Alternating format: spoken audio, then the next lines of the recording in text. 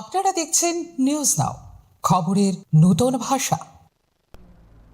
রামনগর ৪ নম্বর এলাকার এনএস অ্যাপার্টমেন্টে বিস্ফোরণের ঘটনায় মৃত শুভ্রজিৎ চৌধুরীর বাড়িতে গেলেন প্রাক্তন মুখ্যমন্ত্রী মানিক সরকার সহ সিপিআইএম নেতৃত্ব।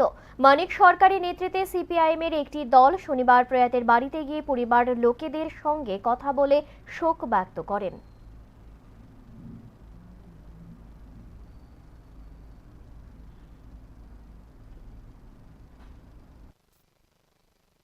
বৃহস্পতিবার রামনগর ৪ নম্বর এলাকার এনএস অ্যাপার্টমেন্টে একটি ফ্ল্যাটে ভয়াবহ বিস্ফোরণ ঘটেছিল।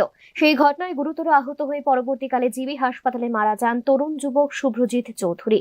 শুক্রবার চিকিৎসাধীন থাকায় জিবি হাসপাতালে তার মৃত্যু হয়। শনিবার প্রয়াত শুভ্রজিৎ চৌধুরীর বাড়িতে যান প্রাক্তন মুখ্যমন্ত্রী মানিক সরকারের নেতৃত্বে সিপিআইএম এর কয়েকজন নেতৃত্ব। তারা মৃতের স্ত্রী, মা এবং পরিবারের অন্যান্য সদস্যদের সঙ্গে দেখা করেন। প্রাক্তন মুখ্যমন্ত্রী মানিক সরকার শোক সন্তপ্ত পরিবারের প্রতি গভীর সমবেদনা জানিয়েছেন। পরে মানিক সরকার এবং দলের অন্যান্য প্রতিনিধিরা রামনগরের ওই বিস্ফোরণ স্থল পরিদর্শন করেন, ঘটনাস্থলের পরিস্থিতি খতিয়ে দেখেন এবং ঘটনার বিষয়ে স্থানীয়দের সঙ্গে কথা বলেন। এই ঘটনায় এলাকা জুড়ে এখনো শোক এবং উদ্বেগের পরিবেশ বিরাজ করছে। বিস্ফোরণের প্রকৃত কারণ উদ্ঘাটন এবং ঘটনার পূর্ণাঙ্গ তদন্তের দাবি জানিয়েছেন সিপিআইএম নেতৃত্ব। একইভাবে তারা মৃত পরিবারের পাশে থাকার আশ্বাস দিয়েছেন। Bureau report, news now.